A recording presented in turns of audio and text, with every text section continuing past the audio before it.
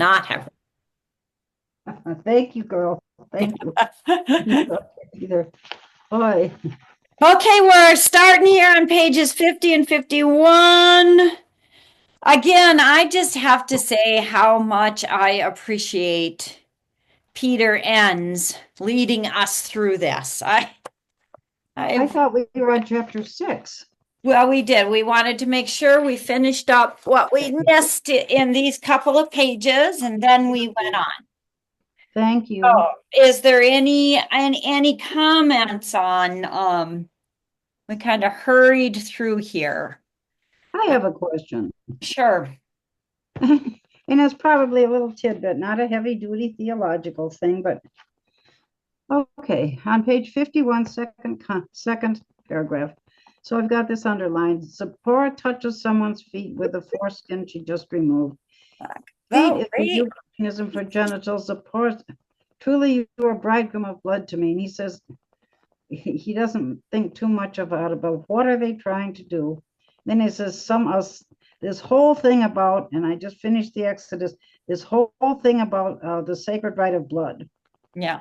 And I'm on Facebook with an Orthodox, just for information, not an Orthodox Jew, and you know the whole concept that you don't have meat with blood, so I assume everything eaten is well done, not raw. And I was just reading about the importance of it, and I thought everything eaten is soaked in salt water to kosher it first, okay.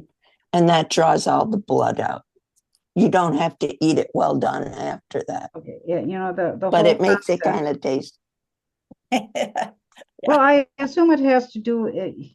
Well, for us, it would have to do with the blood shed by Christ, because it talks about later in the last paragraph, the shedding of blood protects a firstborn in both moments of the story. And then the death of the first, the Passover story is mentioned. Just like. So I don't think in Exodus has anything to do with Christ's blood. I think it has to do with the difference between clean and unclean. And that is separate again from what Enns does in that second paragraph. That whole business about what is a euphemism. And I had just, what are you chewing on? I got a dog with me. Are you babies dog sitting? I'm dog sitting. So I had just finished reading Ruth, and that same euphemism is in Ruth, remember, where Ruth she goes and lays at Boaz's feet. And that is a sexual reference. So that's what I think that's what that is. And I think that is separate from the other, which is, kinda, but he does have Zipporah's parting words don't exactly clear things up. Truly, you are a bridegroom of blood to me. So, yeah, I don't know. What I do appreciate is what he says in the next line. I'm not a big fan of spending too much time on problems that most scholars can't agree on. So like that, I think is just good. I just absolutely love that first paragraph of that page. Oh, it's a little break. I know so many variables have to be worked out, like those horrible SAT math problems where two trains start and end in different time zones and travel at different speeds, and you have to calculate the conductor's shoe size. And that's in fourth grade math and fifth grade math too, Catherine. It drove me crazy. I never could do those math. No, I couldn't do them either. Ever could. Avis would have been she could have done it with her eyes closed. I could not do this stuff. And then there were those ones where, the flagpole was making a shadow on the school in this, and you had to figure out something about it. And I think, who cares? I always thought it was, I'm Well, with you, Catherine. well, and that's, I think, the point he's making is, that um in Exodus and other Old Testament books like this, there is so much that is put together, that is edited, woven together. And I just so appreciate his being able to point out where that's happening and what we really do need to consider and what we can let slide. Mhm. What And can- that Some and of it- that's, that's his point there, that there's just some stuff you can let slide. And I'm, this might be one of those things. I'm in the middle of Leviticus and I'm kind of on the same page. I think there's a Leviticus for normal people too. I think I was, That's okay, folks. I think I was reading that. So yeah. So then we do have the Passover reference.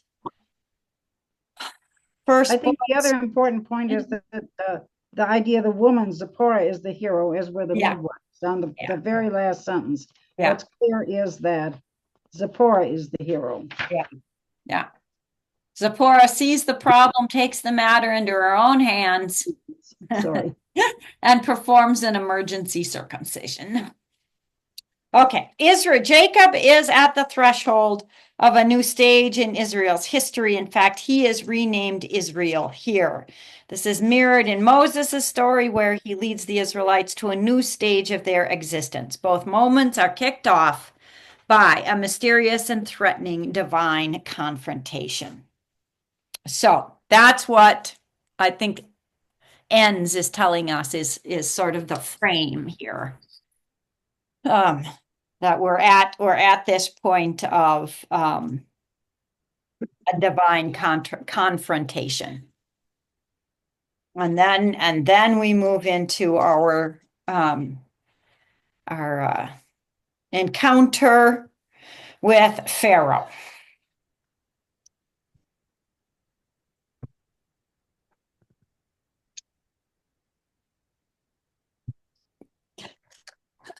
I love the way he says this, where What page? God tells Moses on page 52, that first paragraph after Pharaoh is not amused, that Moses is told by God to meet Aaron at the mountain. And the storyteller does not seem interested in explaining how Aaron, a slave, could just mosey on out of Egypt. Yeah. And the other thing about it that I just realized, and this is just, trivia tidbit, we never hear, all of a sudden Aaron appears full-grown adult as brother of Moses, and we're going, What? How what? did that happen? Okay. Well, where? Okay. Yeah, how'd he make it through? Exactly. Yeah. Yeah. Evidently, the birth wasn't critical. I mean, if we take Peter Enns's, what we learned from him in the other book, the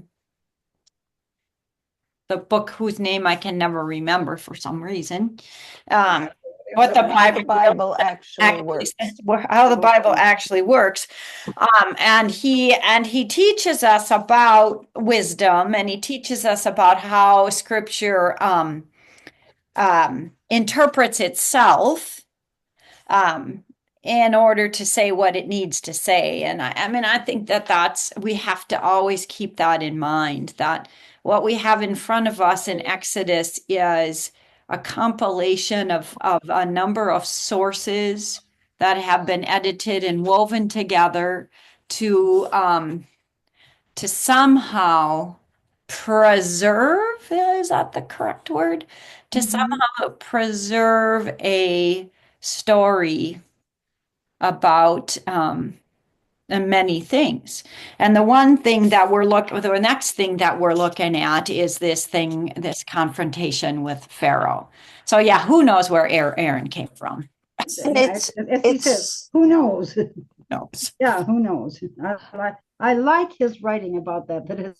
You sort of feel comfortable reading him Yeah. challenged, but at the same time, Yeah. not, oh my gosh, it's way up here. And Yeah. No, he like a does. certain person I told to kind of start talking, giving background on the saints he mentions in his sermons.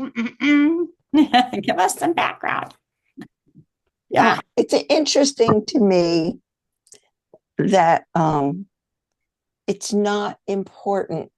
I mean, and I think it speaks to the fact that this is put together the Exodus is put together by different writers, probably at different times. It's not important to talk about how Aaron and Moses Yeah. were brothers, even, and how he got to be with Moses outside of Egypt. That's not important. But what is important, by maybe somebody who read it later and said, hey, wait a minute, we got to add this in, is the part in chapter 6 where there's the genealogy that proves that they're Levites. Yes. So that's important. Right. Yes. And I really appreciated Ann's sort of spelling that out for me, because, I guess over time I have realized the importance of genealogies, that they're not just there to waste paper and ink. They're there to help us, our modern minds, to see connections. And sometimes we need experts to help us identify those connections, because we just don't have all the information. And so, yes, I think that, and even his little pictorial there, the picture on page 60 of what this Levite genealogy looks like. And it's kind of like, it's Matthew's, right? Genealogy, yeah. Matthew. Genealogy. First chapter. Yeah.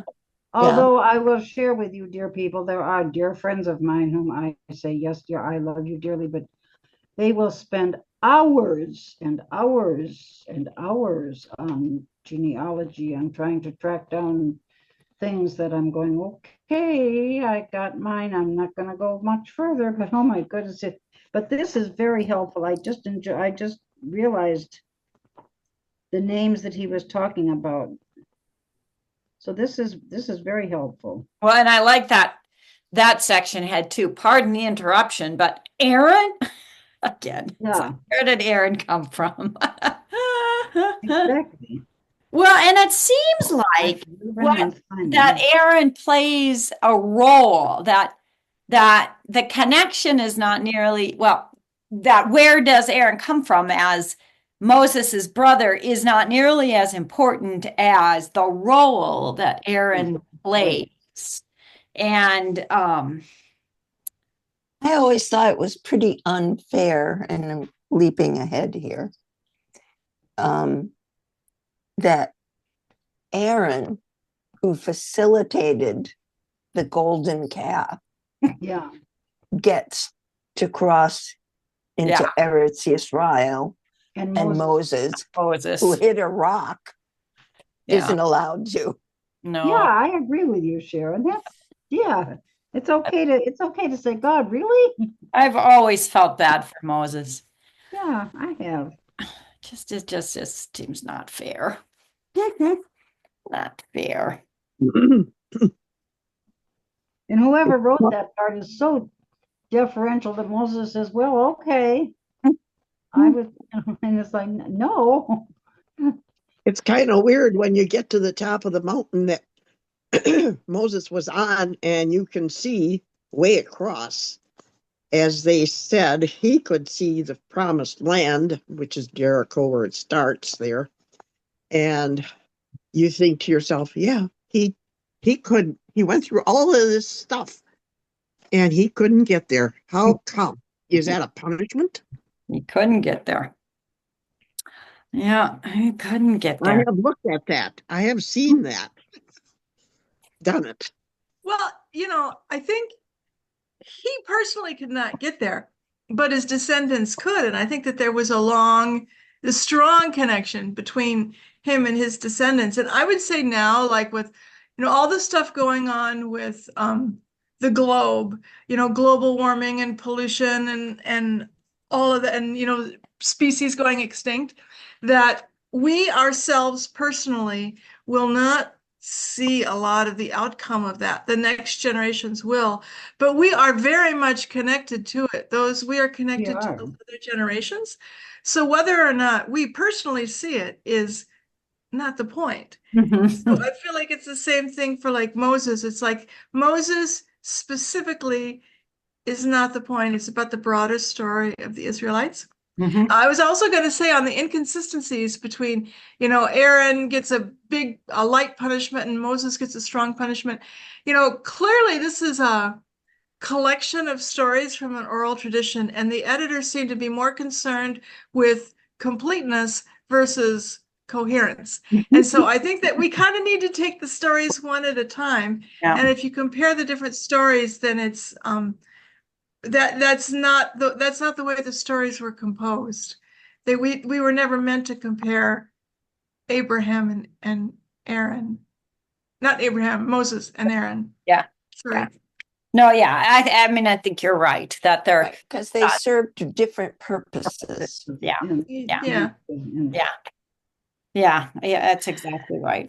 So when Jewish people, they study this in great detail and have all these commentaries on these books, they must just know this backwards and forwards and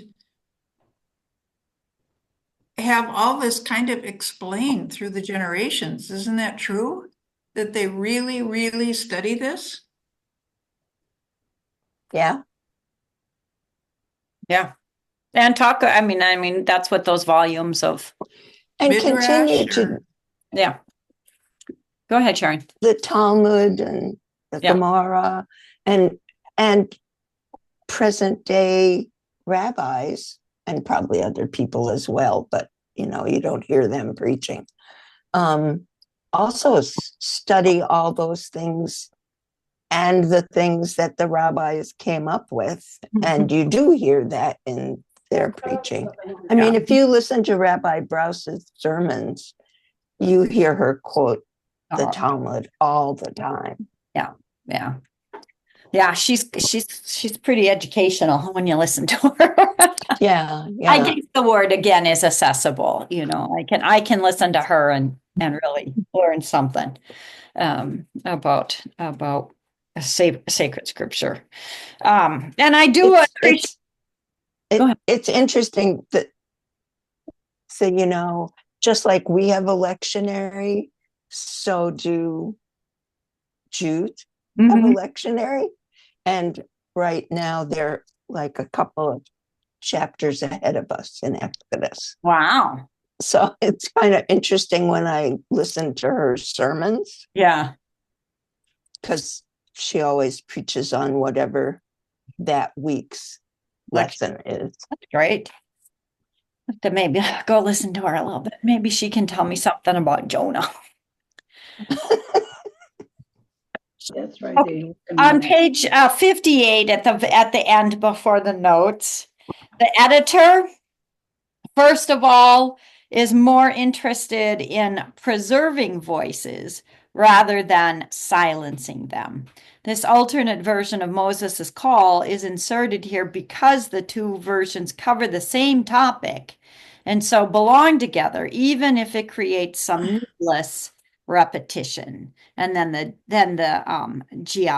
genealogy interrupting the flow of the story to make sure we don't miss the fact that Aaron and his brother Moses are from the tribe of Levi and therefore are priests.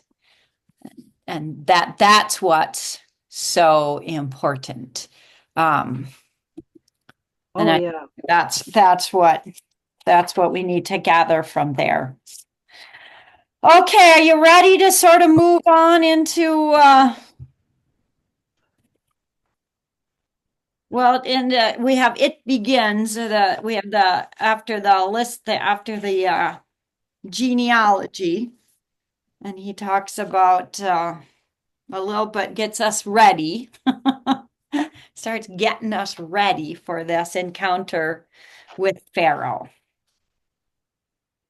Oh, so we were supposed to read chapter 6 for today? Yes, Yeah. ma'am. Yes.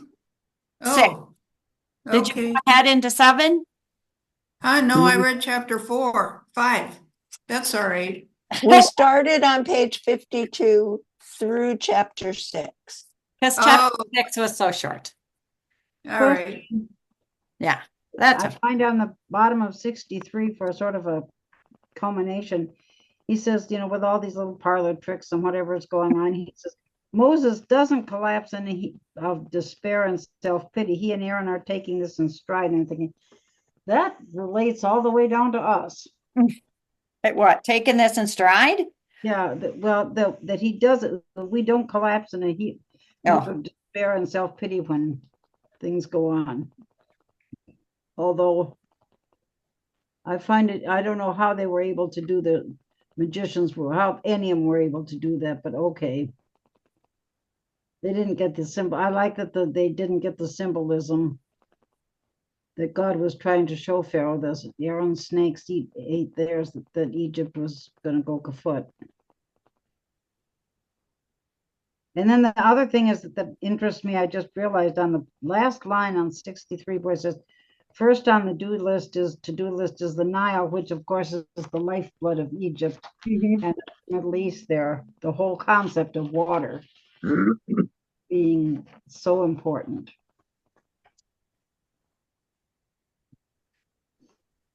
Why does God harden Pharaoh's heart? Good question. Does he harden our hearts? Big Our hearts become hard. Yeah, that's the big question, and I'm hoping I'm hoping that I think he talks about it a little bit here under it begins. Yeah. That because of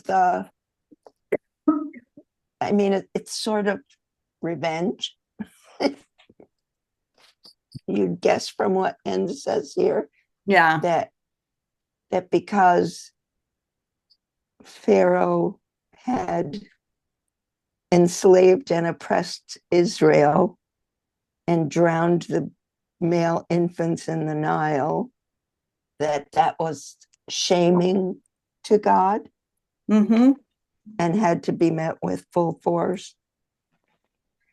The 10th plague and the annihilation of the Egyptians in the Red Sea, then and only then will the Egyptians know who the true God is. Because they're still, I guess, battling about whose God is better. Yeah. My God is better than your God. Yeah, I mean, I think that's an important, whether or not we like that idea. And I don't, but that's the idea that's operating here. That it is in a world of many gods. This is a battle of my God is better than your God.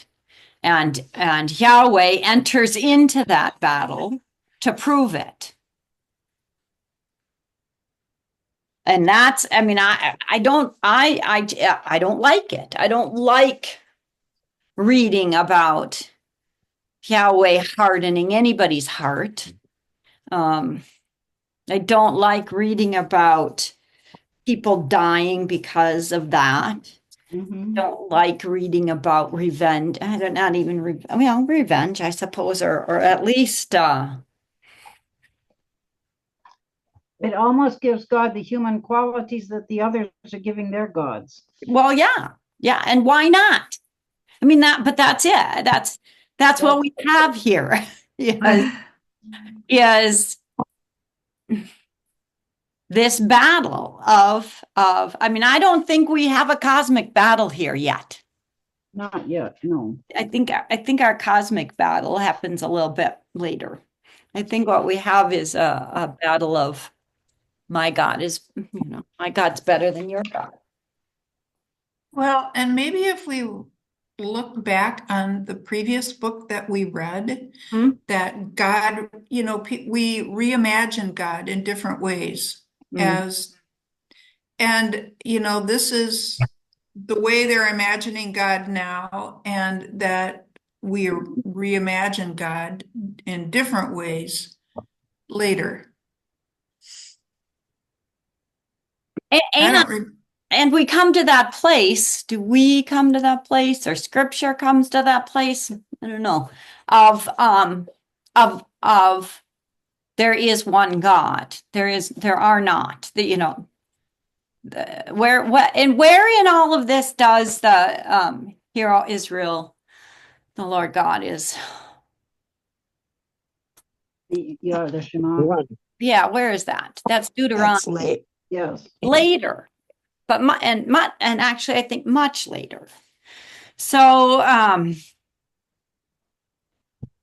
yeah, I mean we're in this at least this storytelling time in which Yahweh is one of many, trying to prove that he is the God, the one God, and is not above hardening hearts in order to prove that.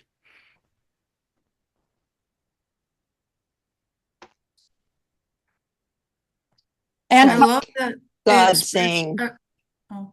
go ahead. sorry, Catherine, go ahead. Oh, I really, one phrase that reoccurs throughout Exodus that I really like is he stretched out his arm. Mhm. And that really speaks to me as far as just now stretching out your arm to another person, Mhm. stretching out your arm.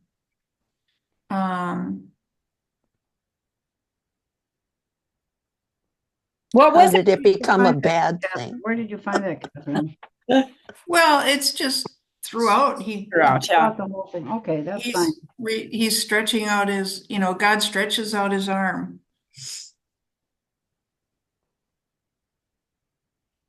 Yeah.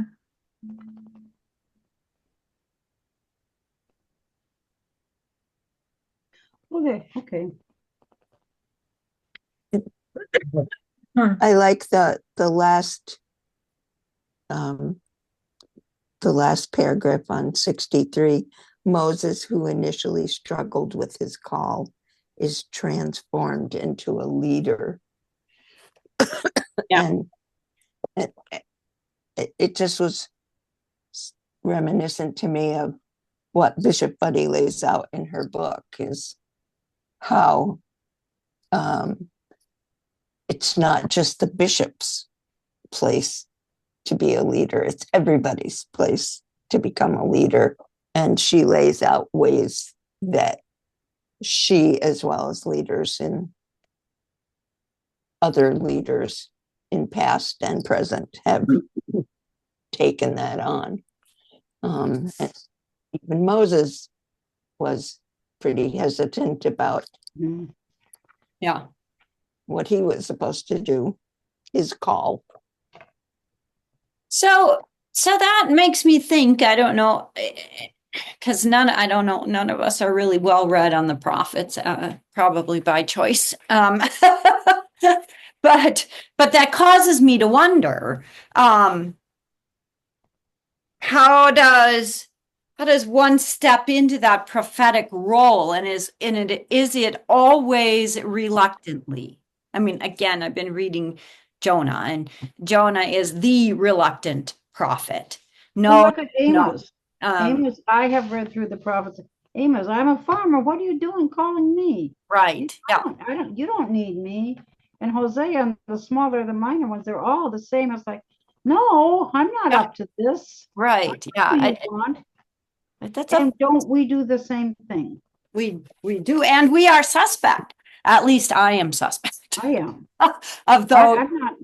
who go willingly into roles that are are prophetic roles, because that's a dangerous position to be in, and why, I've always thought, why would anyone ever want to be a bishop? Why would anyone ever want to? My dear friend David, oh, come on, shoot, my brain isn't working today yet.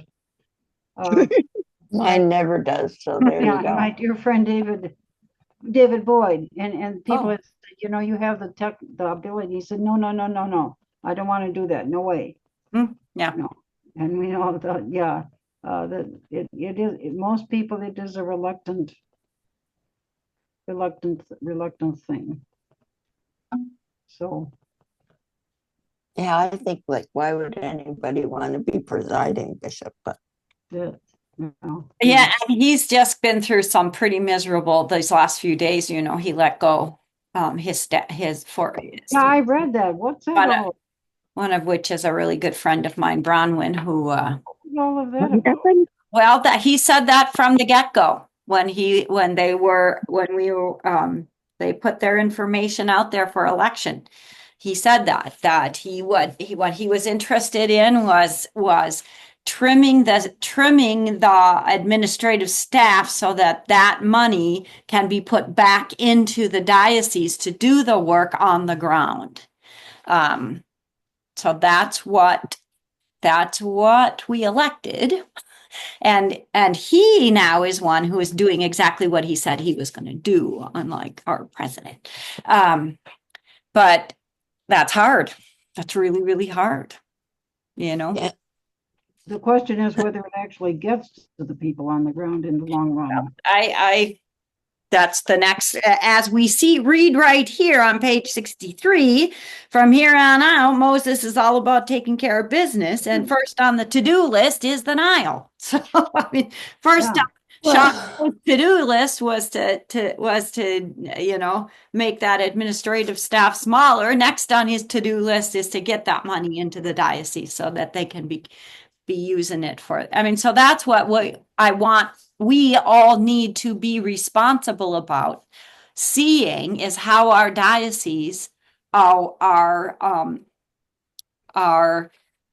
making the work on the ground matter, and how money is being I would imagine granted. That's what I think the process will always be, is that dioceses need to be writing grants and saying, this is what we think we can do in our place, and this is how much money we believe we need to fund it, and getting that money. Isn't that?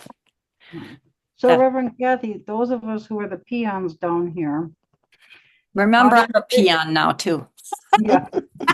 No. So how do we say, gee, I'd like to see some of this money in this Diocese of Wisconsin to rejuvenate the youth organizations? So that's a great question. I think you do that by doing a little research on your diocesan staff. And because there is somebody, what's her name? Can't remember.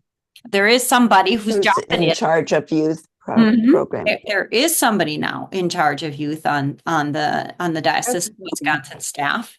So I did still say I was going to go to the convention this time. Yeah. So these are things you need to be paying attention to, and if you see how how money could be spent. I'm only speculating at this moment in time about how the presiding bishop probably might accomplish this task of getting money into the diocese. But it seems to me, if I were presiding bishop, that's the way I would go about doing that. Because then you have the absolute specifics of what it's going to be. Right. And then you have built in checks and balances, you have built in reporting, you have all sorts of, ways that people are held accountable for. That's an interesting process. Is there a corollary here for Trump? Well, yeah, Trump's not doing any of that. That's the way. He's stopping. We know that. So I just read a letter from the president. I don't think that's the right word of Mayo in Rochester, to to the powers that be, Trump, I'm sure it was. We have written these grants. We are counting on all of this money for the research and development that we do, and now it's stopped. So there's no more research on all of these amazing things that Mayo does. They have to let go of all of that research staff, all of these people who are experts in this. And so that's how non-granting works. Yeah, you gotta have, and you just gave me a wonderful idea that has nothing to do with our Bible study, so I won't mention it, but you were a big help in some way there. So but so anyway, I don't know where we jumped off to that, but that was Paula. The concept of the multiple, well, no, we were on the multiple traditions of Egypt. And yeah, yes, ma'am. Warren's funeral is next Thursday, but she doesn't know what time yet. Okay, because I told Jim that I would love to play if it's okay, and I will let people know that if they're going to have music, and I don't know what they're having, because I'm sure he'll be meeting with them and deciding what they're doing, but I will send a message next Thursday. Okay. Good to know. Okay. I wish Beth could take off, but she won't. What else do we need to discover about this section? Oh, let's see, what chapters was it? It was 7:14. Let's look at the 7. Yeah, chapter 7 in Exodus 7. Yeah. So we do get we do get started here. Exodus 7:14 begins the plagues. I guess one of the things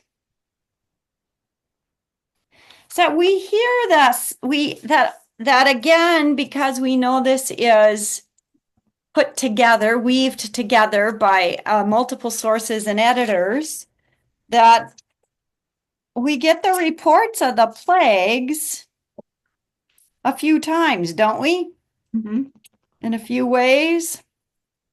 There's something kind of interesting, and thank you, Sharon, for recommending this Bible that I'm reading the same one you have, where on one of the 7:14 on the footnotes notes down here, where he says the scope of the plague is expanded beyond the Nile to include all the pools of water in Egypt, a phrase from the creation story.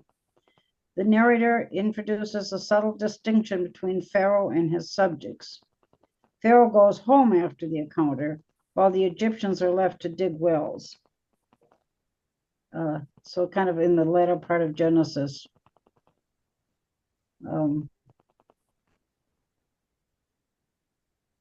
We were talking about hardening of hearts, and there's a special note in this Bible also that talks about Pharaoh hardens his own heart in resisting God's claim on Israel.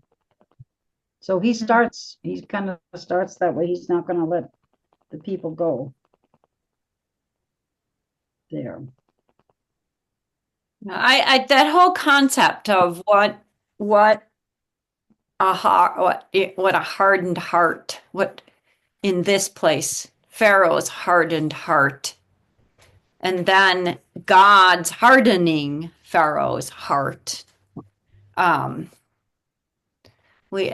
think our ears prick up to that, and we want to try and solve that, solve the meaning of that, and understand a God who would do such a thing. And that for me is one of those unanswerable questions. I just don't know. I understand, and you've heard me preach on that when we do not forgive, our hearts are hardened and are no longer capable of love. But that's I don't know if that that's a similar concept to what we see happening here. I think, but I Sure do, makes you wonder if God hardens people's hearts today. well, I want, yeah, and why? I mean, why would that happen? Yeah. I don't understand. Even why Why did it, would God do that? Why wouldn't God want to soften people's hearts? even way back then in this story, why did God do it? Well, I know that's the question I'm asking, and I'm wondering as we read this, if that is even answerable, or if it's just one of those things that, And why does God Good, keep Kathy, on God is doing God it? and we are not. yeah, God is God and we are not. That's true. That's true is that throughout the whole thing. Sharon, what? I said, why does God keep on doing it? Yeah, yeah. Yeah, he keeps up until the very, even through, Or, I mean, the other answer to the question is from that our human perspective. We cannot figure out. We just can't figure this thing out. We can't figure out the horrors that people in power inflict upon the oppressed, and therefore we assign them a hardened heart, and then ask that person in power, that king, that autocrat, whatever that person is, continues in that oppressive and violent behavior, then we continue attributing if he can't change, then maybe God's part of that. I mean, I think there's a part of us just wants to explain that behavior, and we can't. and we can't. We cannot explain other than some Would it people. have something to do, Some people are just awful. would it have something to do with the people who were writing Exodus and that was part of their explanation? I think that's exactly right. Right. They couldn't figure it out any other way, so they said, well, God must have done it. Well, God must have done this. I mean, but how did they get across the Red Sea? Yeah. Well, must have happened like this, because how else could it happen? Mm-hmm. Well, the whole thing is just, it seems like it's just all building up to this climax. Mm-hmm. And, Right. they want to, keep this story going, get it worse and worse, and build it up to a real climax. Which is why it's a story that we Keep reading. remember Mm-hmm. thousands of years later. Yeah, yeah, yeah. It's just good storytelling. It's a whopper of a story. And it's totally embedded in the Jewish psyche, even though there's absolutely no historical proof to any of it. I read somewhere that they're beginning to find, they were studying the Red Sea. It was a totally secular archaeologist, and they have found skeletons. And this could have happened anytime, but they have found skeletons that they did testing on of horses in the Red Sea. Now, this could have been some minor archaeologist that's making, trying to make waves or something, but it was just kind of interesting to read it. Some things do tend to show up occasionally. Avis, you were going to say something. Yeah, I was, let's see, I'm just playing with the ideas. And it's so hard to think about God hardening Pharaoh's heart. So I was thinking, what if we pull it into modern times and say, just for the sake of argument, that Pharaoh and Moses are replaced by Trump and Marion Buddy. And, and Marion Buddy in her sermon was pleading with Trump to soften his heart, Mm-hmm. unsuccessfully. And so then the character that we haven't accounted for is God. What is God doing in each of these situations? But I think that we modern Christians, I think by and large, do not believe that God has hardened Trump's heart. We believe that Trump did that on his own. So you're saying Pharaoh hardened his own heart all the way through, that God had nothing to do with it, right? Well, I don't know what I'm saying. Okay. I'm just trying to, and Is my that what husband's you're gonna love the word. saying? I'm not sure what I'm saying. I'm just sort of playing with ideas and trying to sort of come up with a narrative where it does, or where it shows Put it in your fits own framework. Mhm. right. And then does it actually fit in my framework or not? I'm kind You're of, making it fit in your framework. Well, yeah. I don't, it's just a, Oh, I gotta get going, and, guys. and is it an important question for us to answer? Who is doing the hardening, right? Is that an important question to answer? I don't know. I don't know if it's an important question to answer. I feel like it is.